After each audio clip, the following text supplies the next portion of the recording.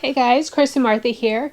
So before we take off our big adventures, there's a few things we want to do to modify our RV to make it more home for us. What's she saying? Honeydews.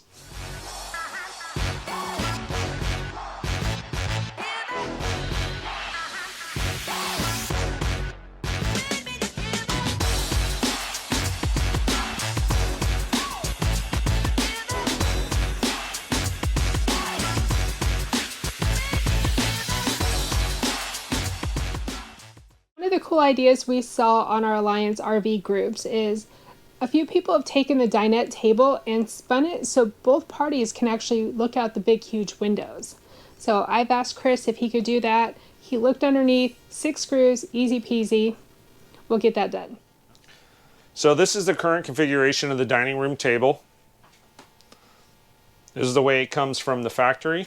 Other than just looking out the windows, which of course is one of the main reasons we're doing this, if you look closely here, these side panels help for the blackout curtains, but they are also in the way of the chair. So if you're not careful, you can actually end up hitting these panels with the chairs, and it makes it really high likelihood that you're going to damage them.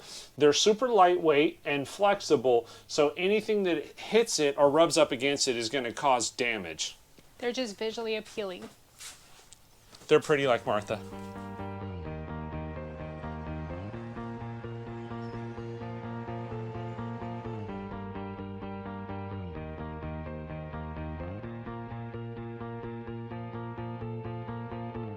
So Martha and I decided to go a different path with the table. We put the other table in, spun it sideways, and realized that we still had a lot of unused space.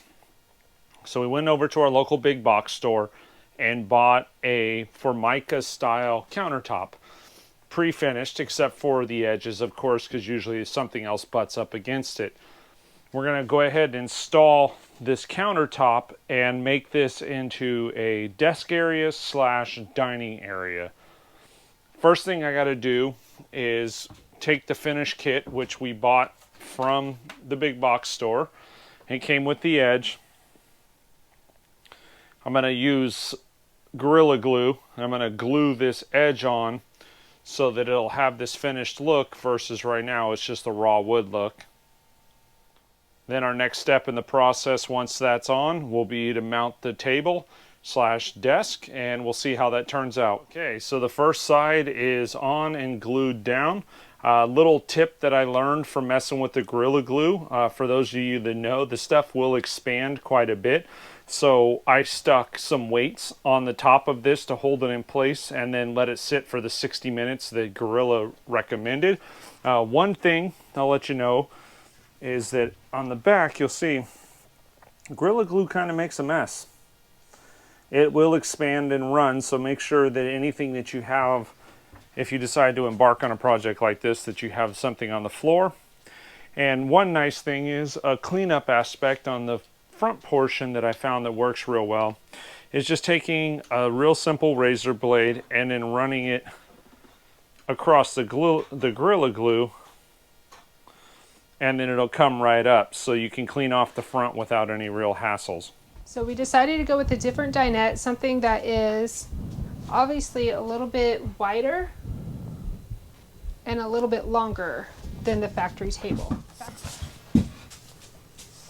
So this countertop is your standard run-of-the-mill Formica countertop from a big box store. The only thing we did was finish the edges so it looks a little bit nicer. But now Martha and I can sit side by side, as you can see, and we'll have more dining space. We'll have a little bit better workspace. So if we want to do any office type work, we can go ahead and sit here. Second thing on my honeydew list is mounting 3 baskets in between the dining area and our side patio. And on top of that, I did ask Chris to hang up a few pictures for us. So far, here's a couple of the pictures that I had Chris put up. Of course, it's a Mickey and Minnie on the beach looking at their castle. And this one reminds me of home. So a very Alaskan type picture. Mickey and Minnie. That one's above the front door. Here's our beautiful dinette. above our dinette, home sweet home, since this is our new home. There's a sign above the side patio. This is us, our life, our story, our home. And there's my beautiful baskets for my fruit and vegetables. Thank you, honey. And one final picture we have up right now. It's a little Fort Wilderness Mickey Minnie camping. And the last thing on my to-do list today is hanging up Martha's vacuum in the garage, which is a handheld battery-powered Dyson that we found that we love so far. Yes, and it's gonna look great. Whatever she says. What we did is put the Dyson vacuum up on the wall in between the half bath and the main living area. It worked out really well because we're not putting a washer and dryer in here, that we could utilize the plug and keep the Dyson completely charged. The list keeps going on and on. Right. 3 things and 4, 5, 6, 10, 20. Yeah. Thank you, honey. You're welcome.